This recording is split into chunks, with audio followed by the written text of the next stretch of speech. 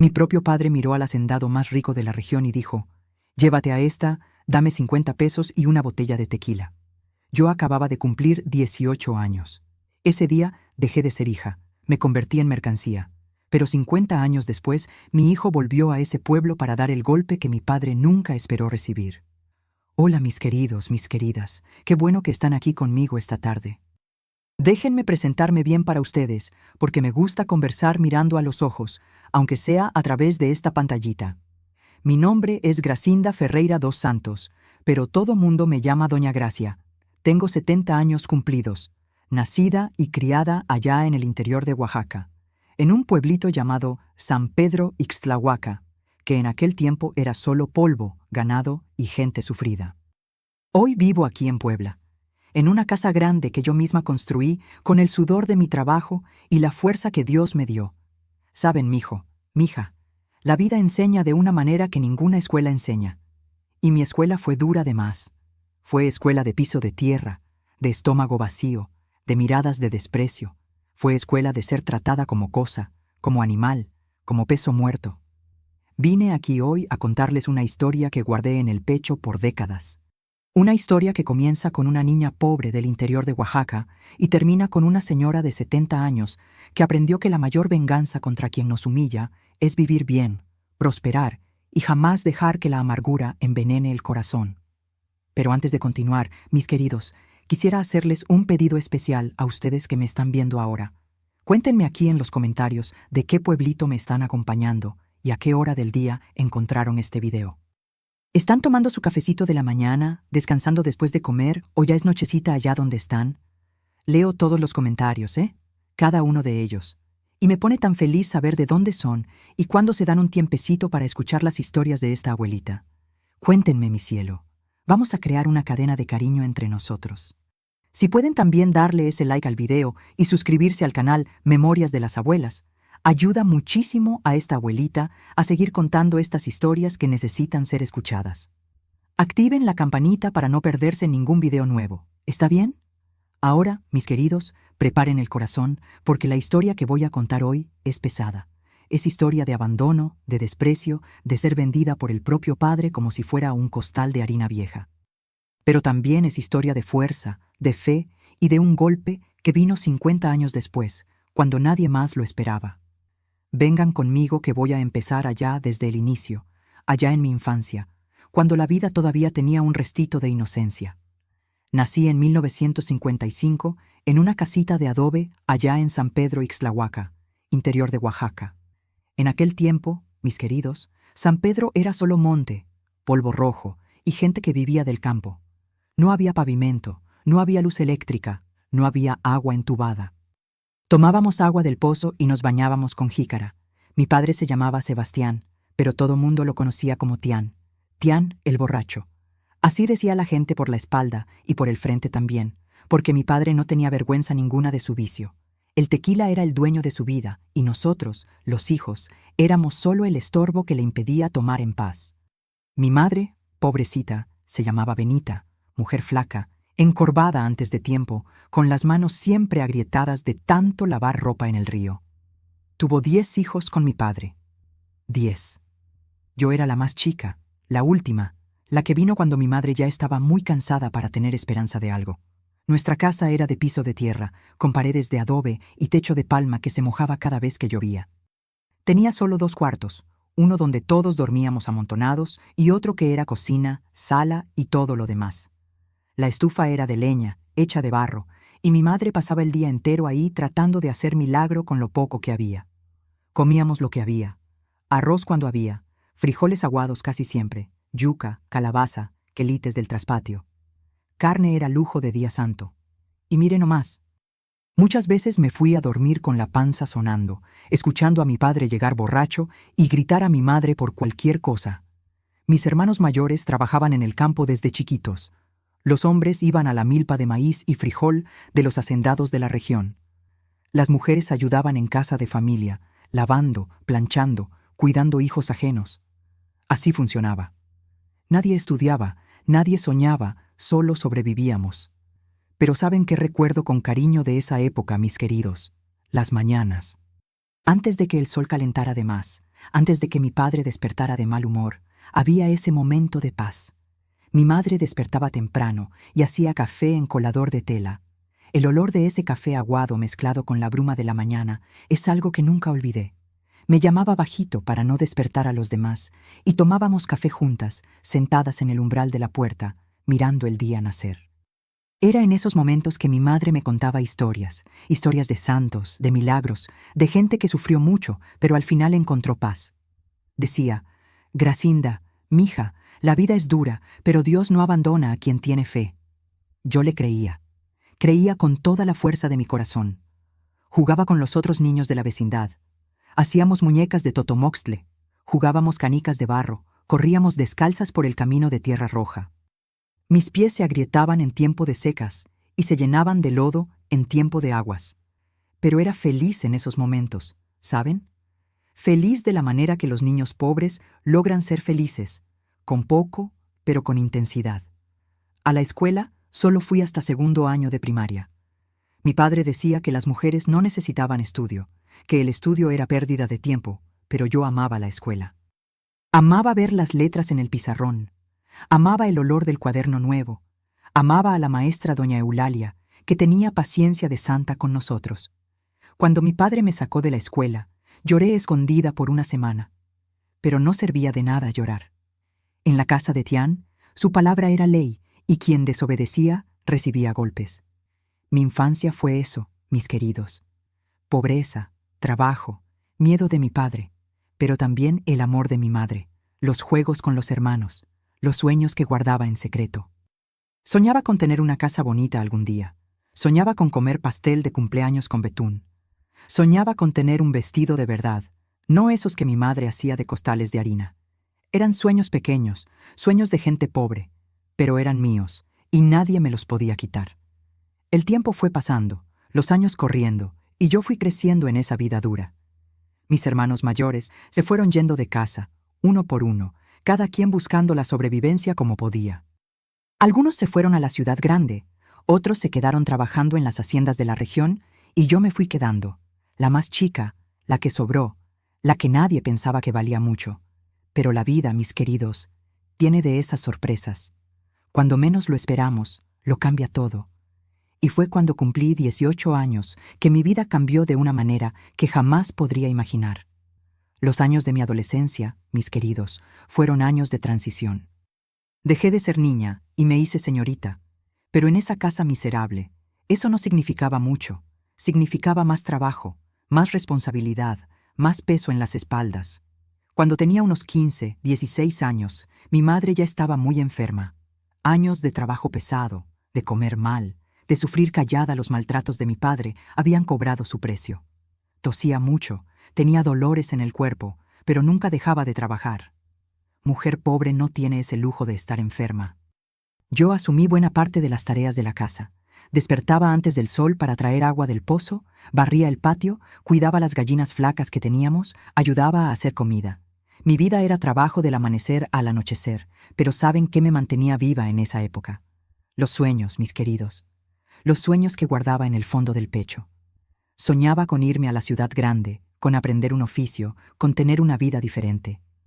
Miraba el horizonte, donde el sol se ponía detrás de los cerros, e imaginaba qué había del otro lado.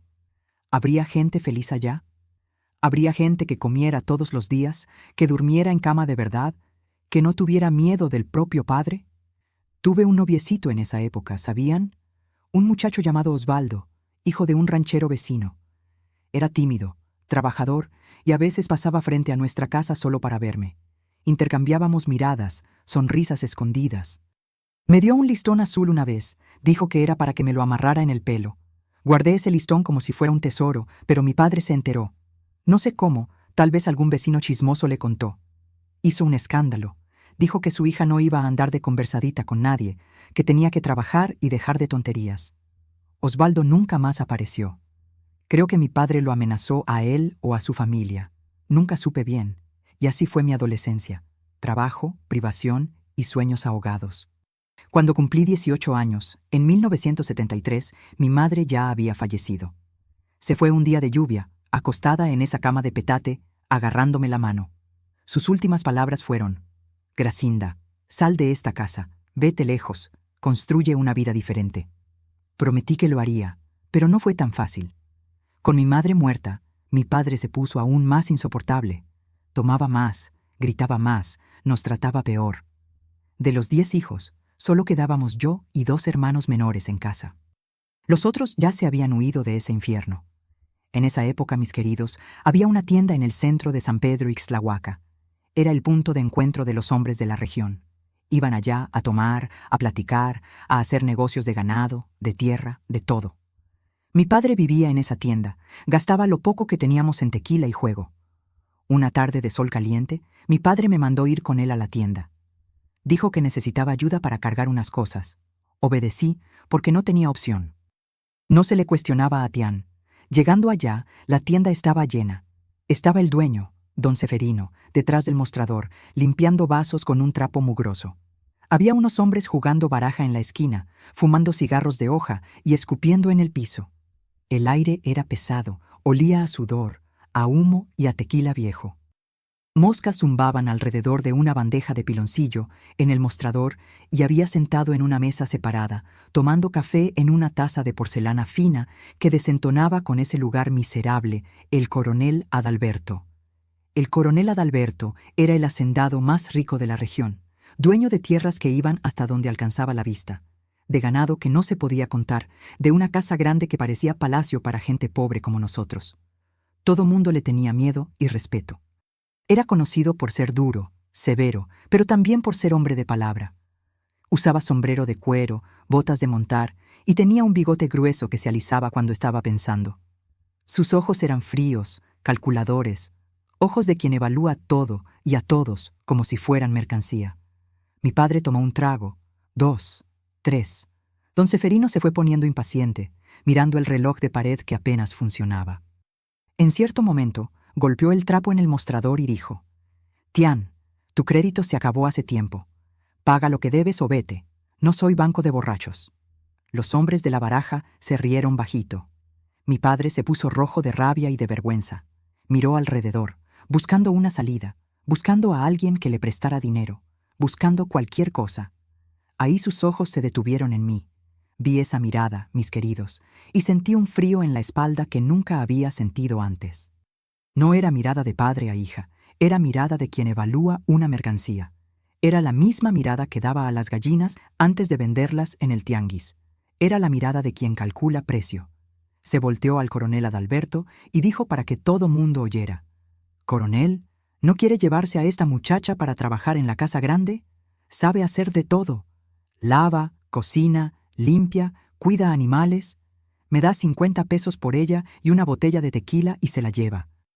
El silencio que cayó en esa tienda, mis queridos, nunca lo voy a olvidar. Fue un silencio pesado, sofocante, como si todo el aire hubiera sido succionado del lugar. Todo mundo dejó lo que estaba haciendo. Las cartas de la baraja quedaron suspendidas en el aire. Don Seferino se quedó boquiabierto, con el trapo colgando de la mano. Hasta las moscas parecieron dejar de zumbar. Y yo me quedé ahí parada, con 18 años recién cumplidos, escuchando a mi propio padre ofrecerme como si fuera un costal de provisiones viejo, un animal de carga, una cosa sin alma y sin valor. El coronel Adalberto me miró de arriba a abajo. Miró despacio, sin prisa, con esa manera fría que tenía. Evaluó mis manos, mis brazos, mi postura. Evaluó si yo valía el precio. Después tomó un sorbo de café, se limpió el bigote con el dorso de la mano y dijo con voz arrastrada: «Está muy flaca, va a dar pérdida en comida antes de dar ganancia en trabajo».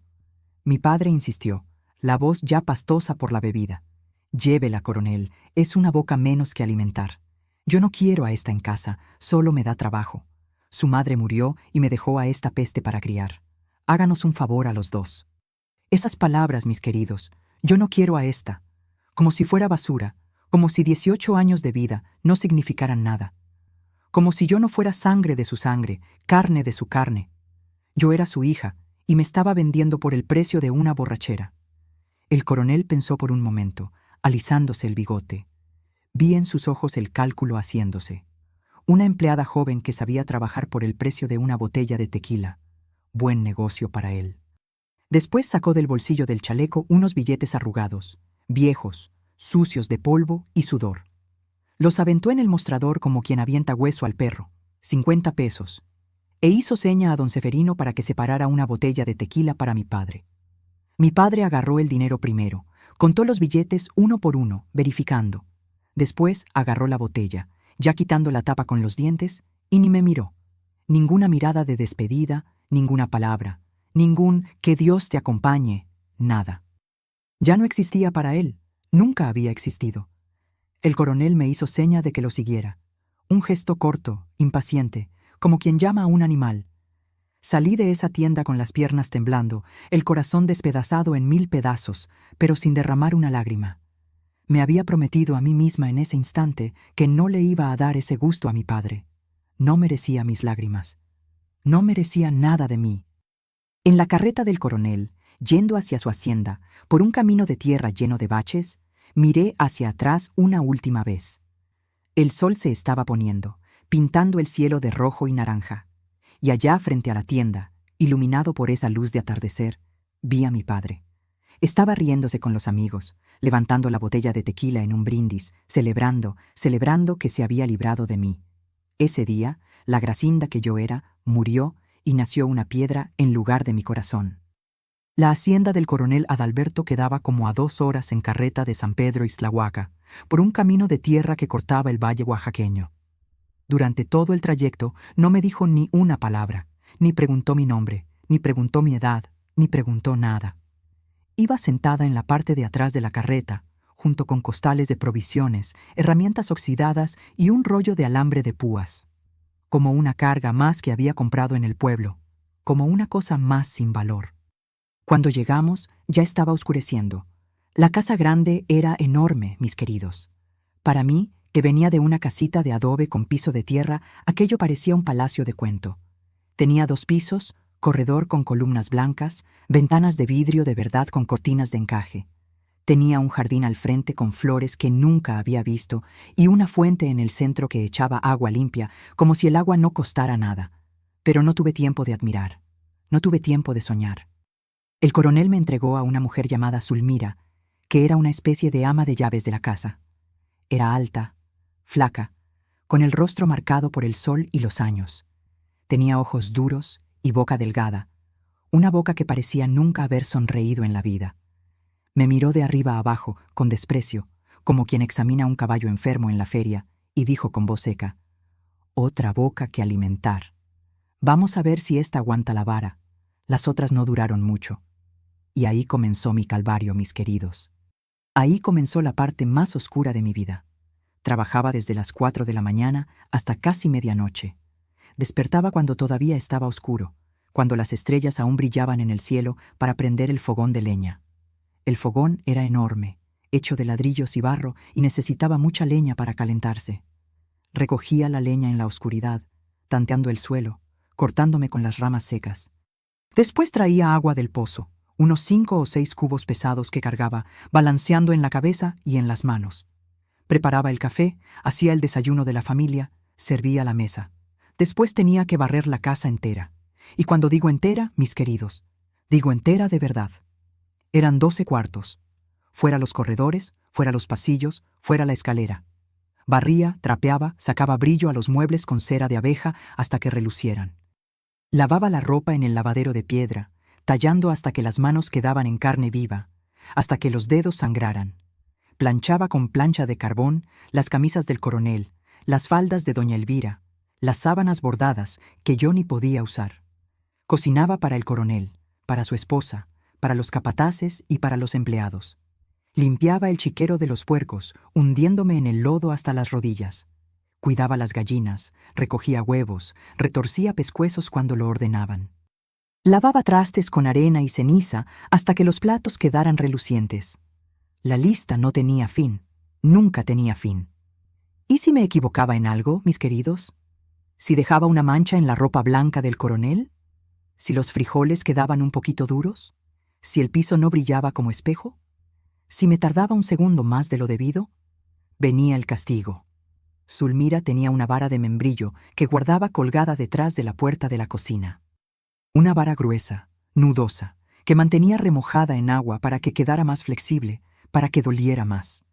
Pegaba en la espalda sin compasión ni piedad, dejando verdugones que ardían por días. Y pegaba en silencio, sin gritar, sin insultar, solo el ruido de la vara cortando el aire y pegando en la carne. Ese silencio era peor que cualquier grito. Y el coronel, cuando estaba de mal humor, cuando perdía dinero en un negocio, o cuando no llovía para la cosecha, gritaba cosas que me hacían querer desaparecer de la faz de la tierra, cosas que me hacían desear no haber nacido. Inútil. No sabes hacer nada bien, por eso tu padre te vendió barato. Ni regalada sirves. No vales ni los 50 pesos que pagué. Fue dinero tirado a la basura. Debí haberte dejado pudrir en esa tienda junto con tu padre borracho. Esas palabras, mis queridos, dolían más que cualquier vara. Dolían más que cualquier verdugón en la espalda. Dolían en el alma, dolían en el fondo del pecho, dolían en un lugar que no tiene remedio ni curación. Cada palabra era un cuchillo clavado en el corazón. Cada grito era una confirmación de que yo no valía nada, de que era basura, de que mi padre tenía razón en haberme vendido. Dormía en un cuartito en el fondo de la hacienda, junto con otras 2 muchachas que trabajaban ahí. El cuartito era más pequeño que la cocina de la casa donde nací, y mire que esa cocina era chiquita. Había un petate en el piso, una cobija delgada y mugrienta y nada más. No había ventana, solo una rendija en la pared, por donde entraba un hilito de luz de día y un hilito de frío de noche. En invierno temblábamos tanto que los dientes castañeaban. En verano nos sofocábamos de calor, el aire quieto y pesado, las paredes sudando humedad.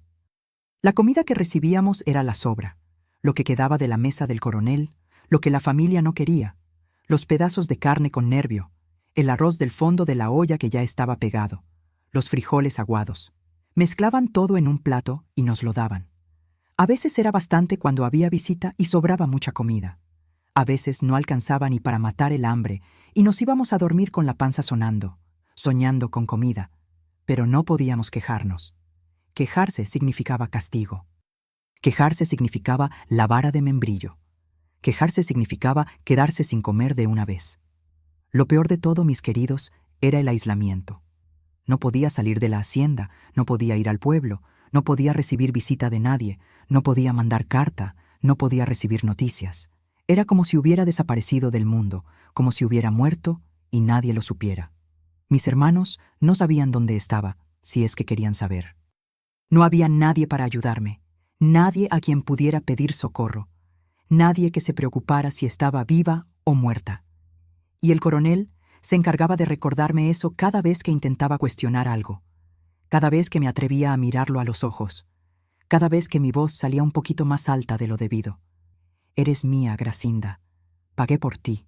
Tu padre firmó papel. Hay documento. No tienes a dónde ir. No tienes a quién correr. No tienes a nadie en el mundo que se preocupe por ti. Así que baja esa cabeza, cierra esa boca y trabaja. Me sentía como una prisionera, una esclava, una cosa sin valor, sin voz, sin voluntad, una sombra que existía solo para servir. La esposa del coronel, doña Elvira, era diferente. Era una mujer triste, muy triste, que pasaba los días en el cuarto leyendo libros o bordando manteles que nunca terminaba. Usaba vestidos oscuros, cabello recogido en un chongo apretado, y tenía ojos grandes y melancólicos, ojos de quien llora por dentro. El coronel la trataba con frialdad, casi con desprecio, como si fuera un mueble incómodo de la casa. No tenían hijos, y yo notaba que eso era una herida abierta entre los dos, una herida que nunca cicatrizaba. Los primeros meses evitaba a doña Elvira. Tenía miedo de que fuera igual al marido, que fuera una persona más para humillarme y castigarme. Pero poco a poco me fui dando cuenta de que era diferente. Nunca me gritaba, nunca me llamaba con nombres feos. A veces, cuando nadie estaba mirando, dejaba un pedazo de pan extra en mi plato o un vaso de leche cerca de la puerta de mi cuartito. Un día estaba limpiando el escritorio del coronel y vi una estantería llena de libros. Libros de pasta dura con letras doradas, libros que nunca había visto en mi vida. Me detuve a mirar, fascinada, hipnotizada por esos lomos coloridos. Recordé la escuela, a doña Eulalia, las letras en el pizarrón, el olor del cuaderno nuevo. Doña Elvira me cachó mirando. ¿Sabes leer?, preguntó con voz suave. Le dije que sabía un poco, que había estudiado hasta segundo año, que mi padre me sacó de la escuela, pero que todavía me acordaba de las letras. Se quedó en silencio por un momento, mirándome con una expresión que no supe descifrar. Después dijo, casi susurrando: «Regresa aquí mañana, a la misma hora, cuando el coronel esté en el pueblo. No le cuentes a nadie». Y así comenzaron nuestras clases secretas. Doña Elvira me enseñaba a leer mejor, a escribir con letra bonita, a hacer cuentas de sumar, restar, multiplicar y dividir. Nos encontrábamos en el escritorio cuando el coronel viajaba, siempre con la puerta entrecerrada, siempre con un oído atento a cualquier ruido. Tenía paciencia, mucha paciencia. Repetía las lecciones cuantas veces fuera necesario. Corregía mis errores sin humillarme. Celebraba cada pequeño triunfo. Decía que yo era inteligente, que tenía potencial, que podía ser mucho más que una empleada de Hacienda. Eran las primeras palabras buenas que alguien me decía desde que mi madre había muerto. Eran palabras que guardaba en el pecho como tesoros, palabras que me daban fuerza para aguantar un día más. Pero la vida en la hacienda seguía dura, el trabajo no disminuía, los gritos no paraban, la humillación era constante, día tras día, semana tras semana, mes tras mes. Hubo un día, mis queridos, que derramé una jarra de leche sin querer. La jarra se me resbaló de la mano, cayó en el piso de la cocina y se hizo 1000 pedazos. La leche se esparció por las piedras, blanca sobre gris, y me quedé ahí, paralizada de miedo, mirando ese charco crecer. El coronel estaba en la hacienda ese día. Acababa de perder dinero en un negocio de ganado que salió mal y estaba de pésimo humor. Oyó el ruido de la jarra rompiéndose y vino corriendo a la cocina con la cara roja de rabia. Vino hacia mí, gritando, escupiendo saliva, las venas del cuello saltadas. Me llamó de todo. Dijo que era inútil, que no servía, burra como una mula. Dijo que no servía para nada, que era un peso muerto, que debió haberme dejado pudrir en esa tienda junto con mi padre borracho. Dijo que era igualita a Tian, que tenía la misma sangre mala, que no iba a dar nada en la vida. Me quedé con la cabeza gacha, aguantando. No contesté, no lloré, no reaccioné. Me quedé ahí inmóvil, dejando que las palabras me pegaran como piedras. Pero por dentro, mis queridos, me estaba muriendo. Cada palabra era una puñalada. Cada grito era un pedazo de mí que moría. Esa noche, acostada en mi petate, mirando el techo agrietado del cuartito, lloré hasta no tener más lágrimas. Lloré en silencio para no despertar a las otras muchachas, ahogando los sollozos en la cobija delgada. Me pregunté si esa iba a ser mi vida para siempre, si iba a morir ahí trabajando como esclava, sin conocer nunca nada más allá de esas paredes, sin sentir nunca el sabor de la libertad. Pero ahí me acordé de mi madre, me acordé de su rostro, de su sonrisa cansada, de sus manos agrietadas agarrando las mías. Me acordé de sus palabras, las últimas palabras que me dijo antes de morir. Sal de esta casa, vete lejos, construye una vida diferente. Y supe en ese momento que tenía que encontrar una manera de salir de ahí, costara lo que costara. Los años fueron pasando en la hacienda del coronel Adalberto. El tiempo ahí parecía arrastrarse, cada día igual al anterior, cada semana igual a la otra, en una repetición infinita de trabajo, cansancio y humillación. Ya tenía unos 20 y pico de años cuando sucedió el episodio que lo cambió todo, el episodio que me hizo finalmente actuar. Durante ese tiempo, doña Elvira se había vuelto mi única amiga en ese lugar, mi única luz en esa oscuridad. En las horas robadas, cuando el coronel estaba fuera negociando ganado o visitando otras haciendas, me enseñaba cada vez más. Ya leía con fluidez, escribía cartas con letra bonita, hacía cuentas de cabeza más rápido que muchos hombres por ahí.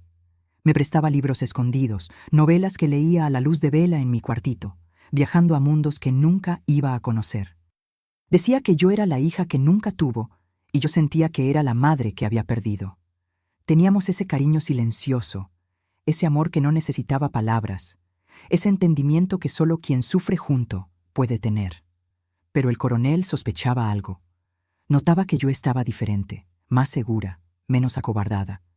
Notaba que ya no bajaba la cabeza tan rápido, que mis ojos tenían un brillo que no tenían antes, y eso lo irritaba profundamente. Quería quebrarme, verme arrastrándome, verme destruida, y yo me estaba negando a quebrarme. Una noche de lluvia fuerte, de esas lluvias de fin del mundo que caen en el valle oaxaqueño, el coronel llegó a casa borracho.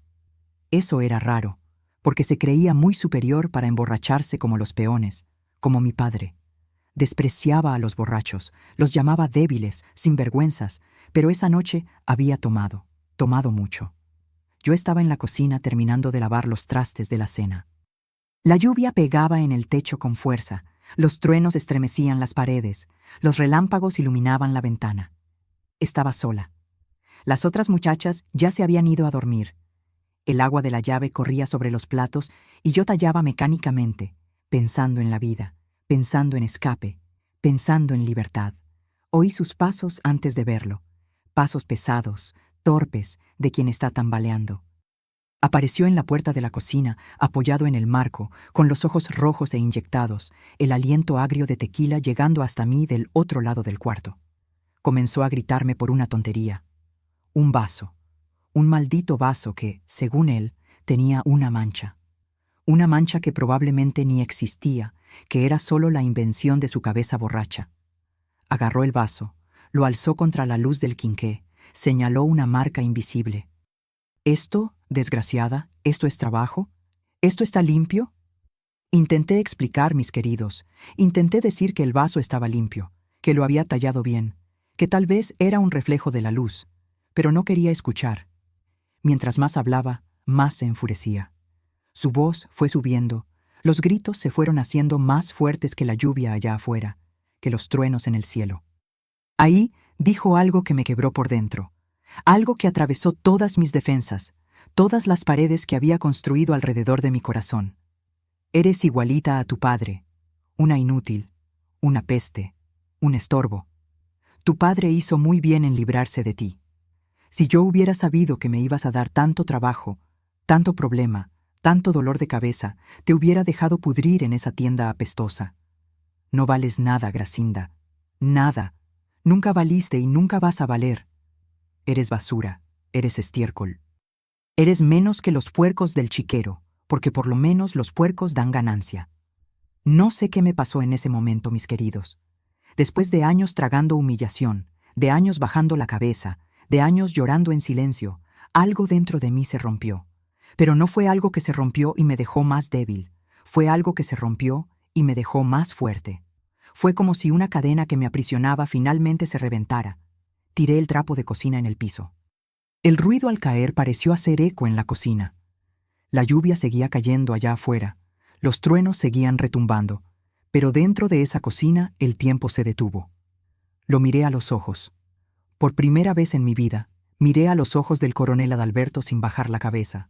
Lo miré firme, directo, sin parpadear. Lo miré con toda la rabia, todo el dolor, toda la humillación de años acumulados. Y dije con una voz que ni reconocí como mía, una voz firme y clara que cortó el aire como una navaja. Usted me compró, coronel. Compró mi cuerpo, compró mi trabajo, pero no compró mi alma. Mi alma todavía es mía. Y un día, coronel, un día voy a salir de aquí.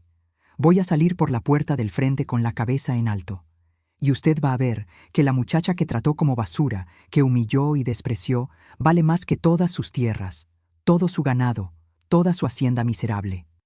El silencio que siguió fue más aterrador que cualquier grito. Fue un silencio pesado, cargado, lleno de electricidad. La lluvia allá afuera pareció disminuir, como si hasta la naturaleza estuviera esperando lo que iba a pasar. El coronel se puso rojo, primero rojo de sorpresa, después rojo de rabia, una rabia que nunca había visto en el rostro de nadie, una rabia que transformó sus facciones en algo monstruoso. Levantó la mano, el puño cerrado, listo para pegarme, para tumbarme, para hacerme tragar cada palabra que había dicho. Pero en ese momento, mis queridos, doña Elvira apareció en la puerta de la cocina. Debió haber oído los gritos, debió haber bajado del cuarto para ver qué pasaba. Gritó su nombre, un grito agudo y desesperado. «Adalberto, no». Se detuvo en el aire con la mano levantada, el puño temblando de rabia contenida. Se quedó así por un largo momento, mirándome con odio, respirando pesado. Después bajó la mano lentamente y salió de la cocina sin decir nada más. Sus pasos se alejaron por el pasillo, pesados y arrastrados. Doña Elvira vino hacia mí, me abrazó fuerte, susurró en mi oído: «Fuiste muy valiente, pero ahora va a ser peor. No va a perdonar». Y tenía razón. A partir de ese día, todo empeoró. El coronel empezó a vigilarme constantemente, a perseguirme con los ojos por toda la hacienda, a seguirme como una sombra maligna. Duplicó mi trabajo, triplicó mis tareas, me despertaba más temprano, me dejaba dormir más tarde. Prohibió que doña Elvira me hablara, la amenazó, la hizo llorar. Quería quebrarme, quería destruirme, quería hacerme volver a ser esa muchacha de cabeza gacha, esa criatura sumisa y silenciosa que había comprado por 50 pesos. Quería demostrar que era más fuerte, que era el dueño, que yo no era nada. Me sacaron de la casa grande y me mandaron al corral para trabajar con el ganado. Era trabajo de hombre, pesado, sucio, peligroso. Tenía que limpiar el corral, cargar bultos de forraje, ayudar en el cuidado de los animales. Llegaba al final del día, cubierta de lodo de la cabeza a los pies, con las manos en carne viva de tanto jalar cuerda y cargar peso, el cuerpo doliéndome en lugares que ni sabía que existían. Y por la noche, sola en ese cuartito sofocante y oscuro, acostada en el petate, con el cuerpo todo adolorido, planeaba mi escape. Doña Elvira, aunque no podía hablarme abiertamente, aunque estaba bajo la vigilancia constante del marido, encontraba maneras de ayudarme. Dejaba comida extra escondida cerca del pozo, debajo de una piedra grande que solo yo sabía cuál era. Pedazos de pan, rebanadas de queso, frutas que sacaba de su propia mesa. Dejaba notitas con palabras de aliento, dobladas bien chiquitas, escondidas en lugares que habíamos acordado. «Aguanta firme», decía una nota. «Ten fe», decía otra. «Vas a lograrlo», decía otra más. Y en una de esas notas, en un papel amarillento que debió haber arrancado de uno de sus libros, escribió algo que cambió mi vida. «Gracinda, guardé dinero para ti. Está en una lata de galletas debajo de la tercera tabla de mi ropero. Cuando tengas oportunidad, tómalo y vete. No mires atrás. Mereces una vida mejor. Mereces ser libre». Leí esa nota tantas veces que me la aprendí de memoria, cada palabra, cada curva de cada letra. Era mi oportunidad, mi esperanza, mi luz al final del túnel. Pero ¿cómo ejecutar el plan? El coronel vigilaba todo, controlaba todo, sabía todo. Los empleados tenían órdenes de observarme, de seguirme, de reportar cada paso mío. Los capataces me vigilaban, los peones cuchicheaban. Era prácticamente una prisionera, rodeada por muros invisibles de miedo y control. Una noche de luna llena, acostada en el petate, mirando el techo agrietado, tuve un sueño tan vívido que parecía real. Soñé con mi madre. Estaba sonriendo, vestida de blanco puro como un ángel, con el cabello suelto que nunca usaba en vida. Estaba hermosa, joven, sin las arrugas de sufrimiento, sin las manos agrietadas. Se acercó a mí y dijo con esa voz dulce que nunca había olvidado: «Ve, mija, no tengas miedo, estoy contigo, siempre estuve». Desperté con el corazón latiendo fuerte, tan fuerte que parecía que iba a salirse por la boca. El sudor corría por mi rostro, mis manos temblaban, pero no tenía miedo. Tenía certeza, una certeza que venía de algún lugar más allá de mí. Supe que había llegado la hora. El plan era arriesgado, peligroso. Si me cachaban, no sabía qué iba a pasar. El coronel era capaz de todo, pero prefería morir intentando ser libre que vivir un día más como esclava. Prefería arriesgarlo todo que no arriesgar nada. Iba a esperar una noche en que el coronel viajara al pueblo vecino. Iba de vez en cuando a hacer negocio de ganado, a visitar otros hacendados, a resolver cosas en el registro. Se quedaba fuera 1 o 2 días. Era mi ventana de oportunidad. Esa noche me iba a escabullir hasta la casa grande, subir al cuarto de doña Elvira, tomar el dinero de la lata de galletas y escapar por el camino de tierra que llevaba fuera de la hacienda. Iba a caminar toda la noche, lo más lejos posible, hasta llegar a algún lugar donde nadie me conociera, donde nadie supiera quién era. La oportunidad llegó 3 semanas después. El coronel iba a pasar 2 días fuera negociando la compra de un toro reproductor en una hacienda del otro lado del estado. Era un viaje largo, una ausencia garantizada. Zulmira, que normalmente me vigilaba como perro guardián, estaba enferma, en cama con fiebre alta y escalofríos. Era ahora o nunca. En la madrugada, cuando todos dormían, salí de mi cuartito. Estaba descalza para no hacer ruido. El corazón latía tan fuerte que tenía miedo de que alguien lo oyera. La luna estaba llena, enorme y amarilla, iluminando el camino como un quinqué en el cielo. Caminaba de puntitas, evitando las ramas secas, evitando las hojas secas, evitando cualquier cosa que pudiera hacer ruido. Los perros de la hacienda me conocían, no ladraron. Los caballos en el establo relincharon bajito, pero nadie despertó. Llegué a la casa grande. La puerta de atrás estaba entrecerrada, exactamente como doña Elvira había prometido en una de las notas. Sabía. Había planeado conmigo, aunque no podía hablarme, aunque no podía verme. Me estaba esperando. Entré a la casa, atravesé la cocina en la oscuridad, subí la escalera pisando los escalones que no rechinaban. Fui hasta su cuarto. Estaba despierta, sentada en la cama, esperándome. Cuando me vio en la puerta, sus ojos se llenaron de lágrimas, pero eran lágrimas de alegría, no de tristeza. No dijimos nada, no hacía falta. Las palabras serían poco para todo lo que sentíamos. Me abrazó fuerte, muy fuerte, por primera vez en todos esos años. Un abrazo de madre, un abrazo de despedida, un abrazo que cargaba todo el amor que había guardado. Después fue hasta el ropero, ese ropero inmenso de madera oscura, levantó la tercera tabla del fondo con cuidado para no hacer ruido y sacó de ahí una lata de galletas antigua, oxidada en los bordes. Dentro había dinero, billetes, algunos nuevos, otros viejos y arrugados, más dinero del que había visto junto en mi vida. Había juntado durante años, ahorrando cada centavo que podía, escondiéndolo del marido, guardándolo para mí. «Ve», susurró, la voz quebrada, «y nunca regreses. Construye la vida que mereces. Vive por mí también, porque yo nunca voy a poder salir». Tomé la lata, la guardé debajo de la ropa junto al corazón. La miré una última vez, grabando cada detalle de su rostro en la memoria. Después salí, atravesé el patio bañado de luz de luna, pasé por el corral donde había sufrido tanto. Llegué a la cerca que marcaba el límite de la hacienda. Del otro lado, comenzaba el camino de tierra que llevaba lejos, a la libertad, a una vida nueva. Miré hacia atrás una última vez. La casa grande estaba silenciosa, durmiendo en la luz de la luna. La hacienda entera parecía en paz, ajena a lo que estaba pasando. Ese lugar que había sido mi prisión por años. Después salté la cerca y empecé a correr. Corrí como nunca había corrido en mi vida. Corrí con el viento en la cara, con la luna iluminándome, con la libertad llamándome. Corrí esa noche hasta que mis piernas no aguantaron más. Corrí por el camino de tierra, por el monte, por veredas que ni sabía a dónde iban a dar. Corrí con miedo de oír caballos detrás de mí, de oír gritos, de oír a los capataces del coronel llamándome. Corrí con el corazón en la boca y la lata de dinero apretada contra el pecho, pero nadie vino.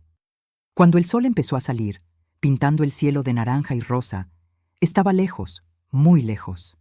Mis pies estaban en carne viva, cortados de piedras y espinas, sangrando en el polvo del camino. Mi ropa estaba rasgada de las ramas, sucia de tierra y sudor. Tenía sed, hambre, un cansancio que parecía meterse en los huesos, pero estaba libre. Por primera vez en años, mis queridos, estaba libre. Caminé unas horas más, tambaleándome de agotamiento, hasta llegar a un pueblito que nunca había oído mencionar. Después supe que era Tlaxiaco, ya casi en la región central de Oaxaca, bien lejos de San Pedro Ixtlahuaca y de la hacienda maldita del coronel. Había una iglesita blanca con torre de campana, unas casas sencillas de teja de barro, una tiendita en la plaza donde unos hombres tomaban café. Entré a la iglesia, no sé bien por qué. Tal vez porque mi madre siempre decía que la casa de Dios era refugio de todo sufrido, cobijo de todo perdido. Tal vez porque necesitaba un lugar para descansar, un lugar seguro, un lugar donde nadie me iba a buscar. Me senté en una banca allá al fondo, en la penumbra fresca, y lloré. Lloré todo lo que estaba guardado desde que mi padre me vendió en esa tienda. Lloré por mi madre, que murió muy temprano, por el padre que me cambió por tequila, por los años de esclavitud en la hacienda, por el miedo, por el dolor, por la soledad. Lloré de alivio por haber logrado escapar, de miedo de lo que venía adelante, de nostalgia por doña Elvira, que probablemente nunca más iba a ver. Una monja me encontró ahí llorando. Se llamaba Hermana Consolación. Era una mujer de mediana edad, con rostro bondadoso y ojos mansos, vestida de hábito negro y blanco. Se sentó a mi lado, en la banca de la iglesia. No dijo nada, solo se quedó ahí presente, esperando. Cuando logré dejar de llorar, cuando los sollozos fueron disminuyendo, preguntó con voz suave: «¿Qué pasó, mija?». Y conté todo. Por primera vez en mi vida, conté mi historia entera a alguien que escuchó de verdad, que no juzgó, que no interrumpió, que solo se quedó ahí agarrándome la mano mientras las palabras salían como una presa que revienta. La hermana Consolación me llevó al convento, me dio comida caliente, ropa limpia, un lugar para dormir en una cama de verdad con sábana y almohada. Dormí por casi un día entero, el cuerpo finalmente descansando después de años de agotamiento. Y en los días siguientes me ayudó a planear mi nueva vida. Con el dinero que doña Elvira me había dado, tenía suficiente para empezar de nuevo. No era una fortuna, pero era más de lo que jamás había tenido en las manos. La hermana Consolación conocía una familia en Puebla que necesitaba ayuda en la cocina de una pensión. Escribió una carta de recomendación para mí con letra bonita y palabras bondadosas. Una semana después estaba en Puebla. Puebla, mis queridos, fue mi salvación. Era una ciudad más grande, movida, llena de gente que iba y venía. Tenía calles empedradas, tiendas de puerta abierta, plazas con árboles frondosos. Nadie me conocía ahí. Nadie sabía de dónde venía. Nadie sabía que había sido vendida por mi propio padre y había escapado de una hacienda en medio de la noche. Empecé trabajando en la pensión de doña Odilia. Era una viuda de unos 60 años, cabellos blancos recogidos en chongo, delantal siempre amarrado a la cintura. Administraba la pensión sola desde que el marido había muerto y necesitaba ayuda en la cocina. El trabajo era duro, pero diferente. Despertaba temprano, preparaba el café de los huéspedes, cocinaba la comida y la cena, lavaba los trastes, limpiaba la cocina, pero recibía salario. Cada mes dinero en mi mano, dinero que era mío, que había ganado con mi trabajo, que nadie me podía quitar. Tenía día libre los domingos. Podía salir a la calle, ir a misa, pasear por la plaza. Era tratada como gente, como persona, no como animal de carga. Trabajaba y ahorraba cada centavo. No gastaba en nada que no fuera absolutamente esencial. Mi meta era juntar dinero para tener mi propio negocio algún día, para nunca más depender de nadie, para nunca más ser propiedad de nadie. Y seguí estudiando de noche, después del trabajo, cuando la cocina ya estaba limpia y los huéspedes ya estaban dormidos. Iba a una escuela de alfabetización de adultos que había en la ciudad. Quedaba en una iglesita en el centro y era gratis para quien quisiera aprender. Terminé la primaria, hice la secundaria, aprendí todo lo que pude. Los maestros decían que era la alumna más dedicada que habían visto, que tenía una sed de conocimiento que parecía infinita. Los años fueron pasando. Fui subiendo en la vida poco a poco, escalón por escalón, piedra por piedra. A los 25 años, ya era la responsable de la cocina de la pensión. Doña Odilia confiaba en mí como en una hija. Me enseñó a administrar el negocio, a tratar con proveedores, a controlar gastos, a tratar bien a los clientes. Decía que tenía maña para las cosas, que iba a llegar lejos. A los 30 años, cuando doña Odilia decidió retirarse e irse a vivir con la hija a la Ciudad de México, me vendió la pensión a un precio justo, un precio que podía pagar. Se empeñó en parcelar en mensualidades que pudiera pagar sin apretarme. Yo, Gracinda, la muchacha que había sido vendida por 50 pesos y una botella de tequila, ahora era dueña de mi propio negocio, pero no me detuve ahí. Transformé la pensión en restaurante, remodelé la cocina, amplié el salón, contraté ayudantes, después abrí una lonchería en la otra esquina. Después empecé a hacer dulces por encargo para afuera. Mi cajeta se hizo famosa en la ciudad. La receta era de mi madre. Esa cajeta que hacía en el fogón de leña cuando éramos chicos, que comíamos como si fuera tesoro. A los 35 años conocí a Baldomiro.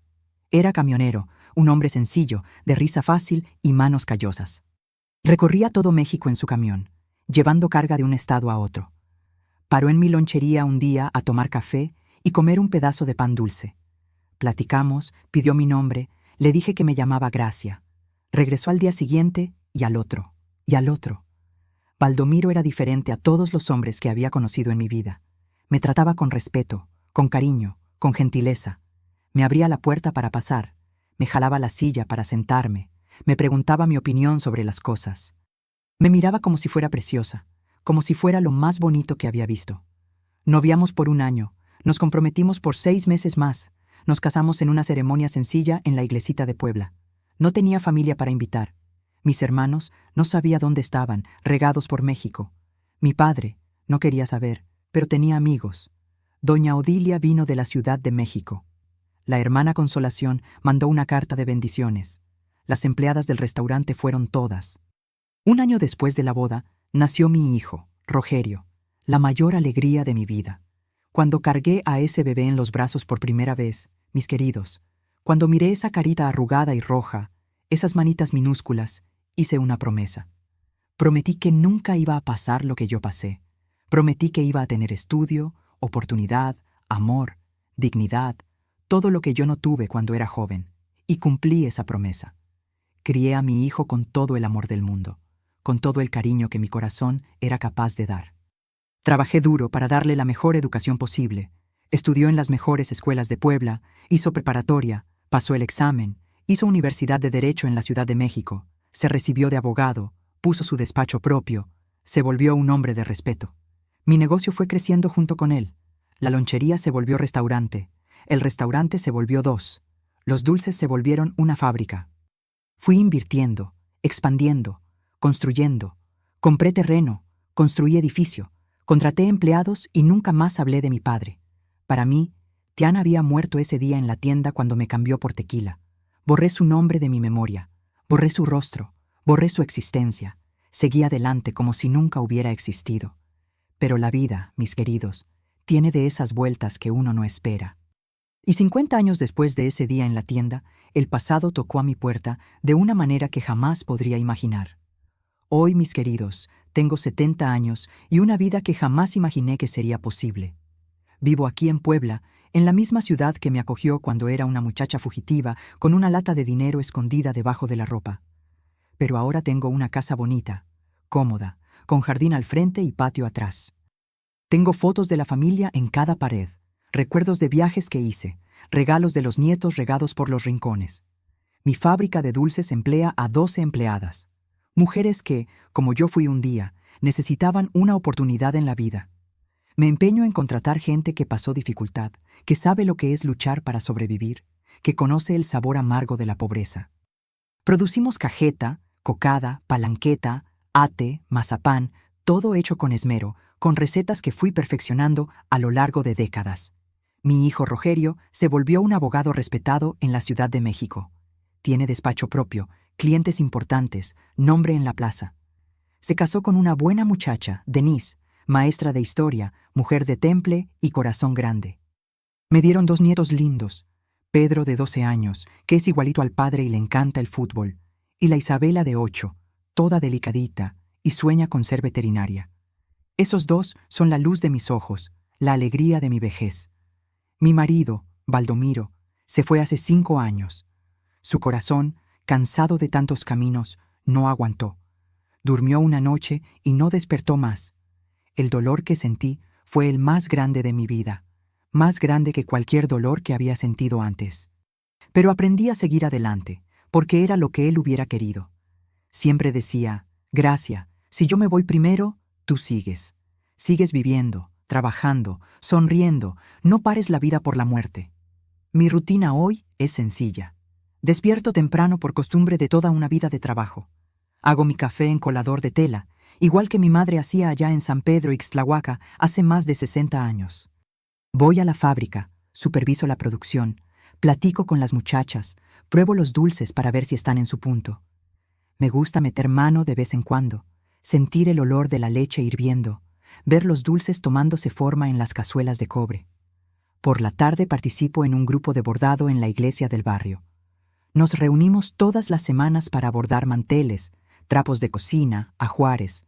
Después donamos todo para familias necesitadas, para guarderías, para asilos. Es mi manera de retribuir, de devolver al mundo un poquito de lo que recibí.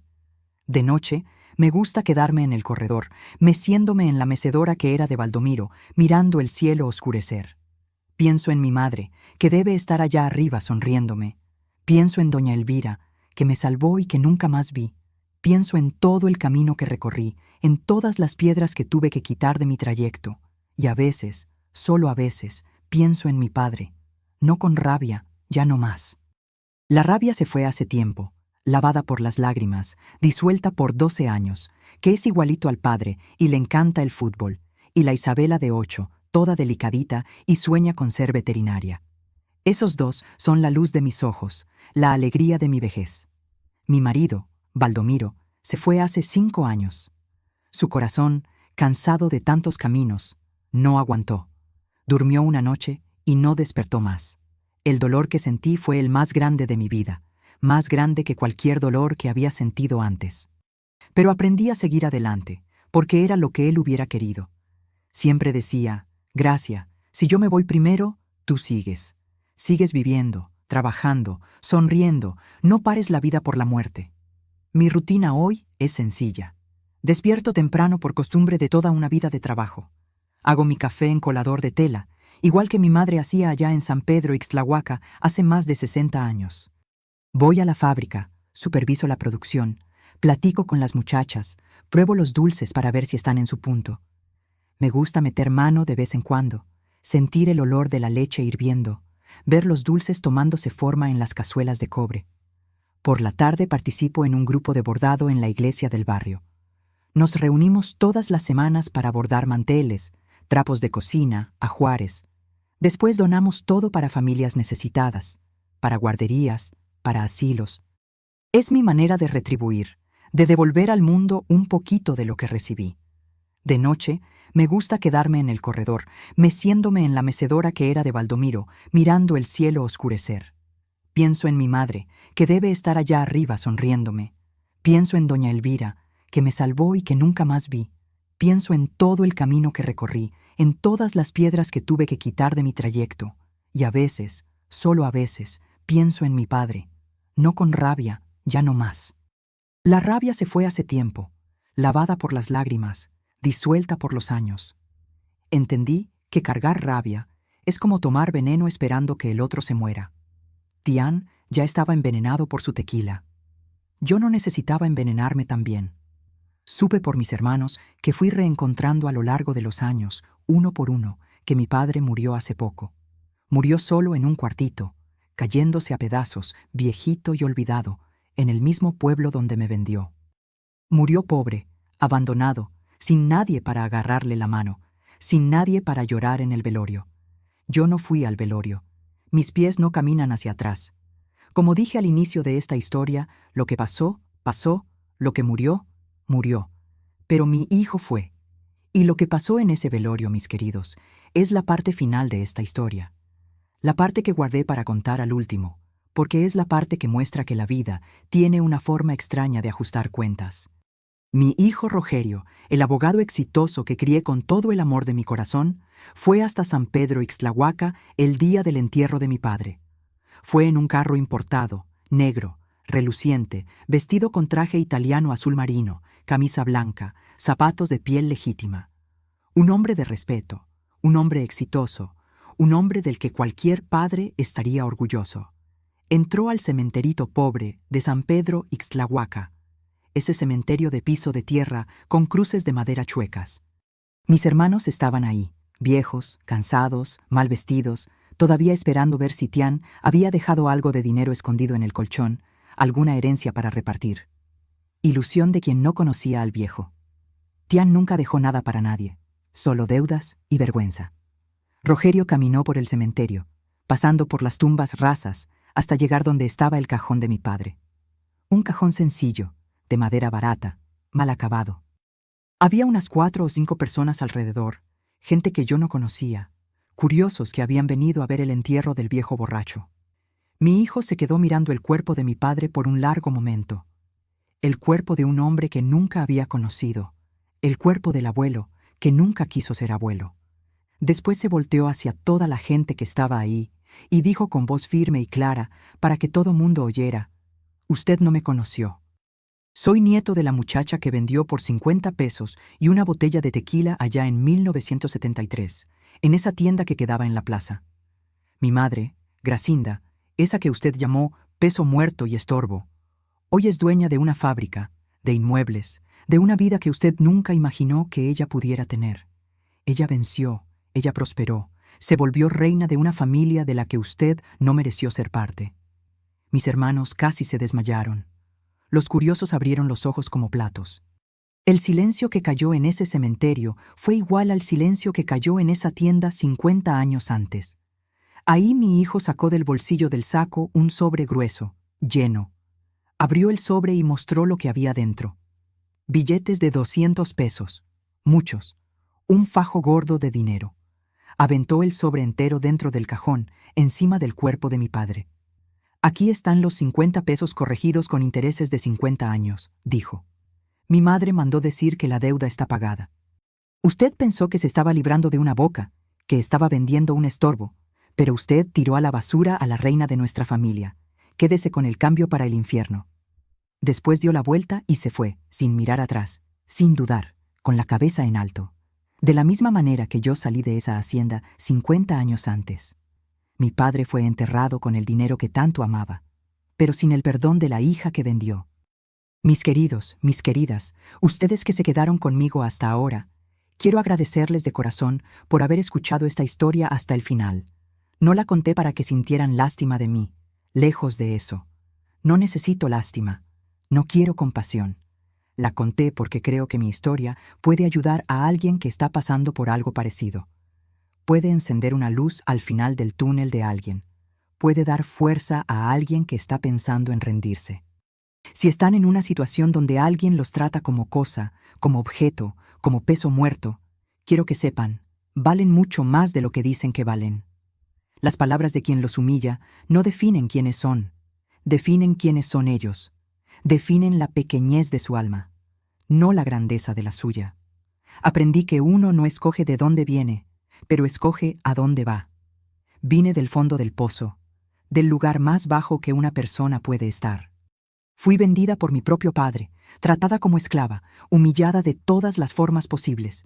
Pero escogí subir escalón por escalón, piedra por piedra, lágrima por lágrima, construí una vida nueva. Y si yo pude, mijo, mija, ustedes también pueden. No dejen que nadie los convenza de que no tienen valor. No dejen que nadie los trate como mercancía, como cosa desechable. Son gente, tienen dignidad, tienen un alma que nadie puede comprar.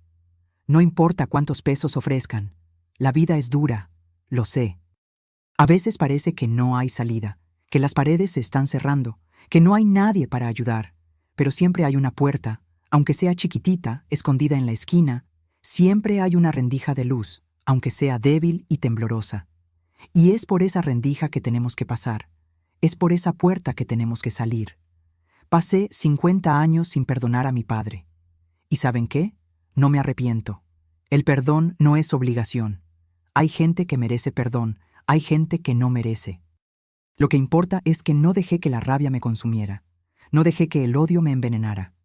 Transformé el dolor en fuerza, la humillación en combustible, el desprecio en motivación. Cada vez que alguien decía que no iba a lograrlo, usaba eso para empujarme hacia adelante.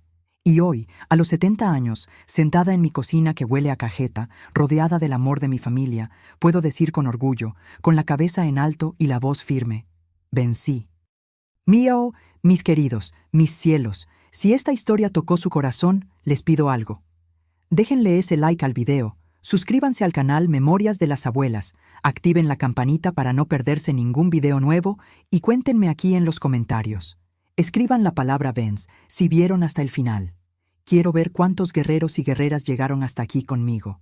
Cuántos corazones latieron junto con el mío en esta historia.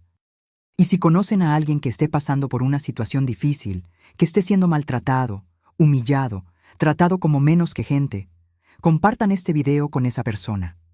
A veces, una historia puede ser la luz que alguien necesita para encontrar fuerza para continuar. Cuento mi dolor, no como entretenimiento, mis queridos. No es novela, no es ficción inventada para ganar vistas. Lo cuento como alerta, como abrazo, como mano extendida para quien está en el fondo del pozo igual que yo estuve.